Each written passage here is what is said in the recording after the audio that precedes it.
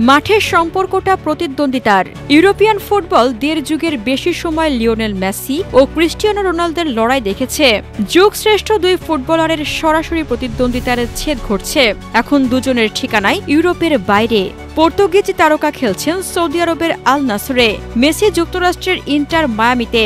বিশ্বকাপ, champions league, ইউরোপের major সব ট্রফি সহ রেকর্ড 8টি ব্যালন ডি'অরে সাফল্যের স্বর্ণ শিখরে পৌঁছেছেন মেসি। অন্যদিকে বিশ্বকাপ জিততে না পারলেও ইউরো চ্যাম্পিয়ন্স লিগ সহ মেজর সব ট্রফি জিতে এখন 1000 গোলের মাইলফলক স্পর্শ করতে ছুটে চলেছেন ক্রিস্টিয়ানো। নিজ নিজ জায়গা থেকে স্বমহিমায় উজ্জ্বল CR7 আর LM10। মাঠের ফুটবলে দুজনের তুমুল প্রতিদ্বন্দ্বিতা থাকলেও এই দুই মহাতারকার ব্যক্তিগত সম্পর্ক কেমন? ভক্তদের সেই কৌতূহল দূর করতে মুখ খুললেন লিওনেল মেসি। রোনালদোর সঙ্গে কেমন সম্পর্ক LM10-এর তাও খোলাসা করেছেন আর্জেন্টাইন সুপারস্টার। রানের সঙ্গে কোনো বন্ধুত্ব নেই মেসির।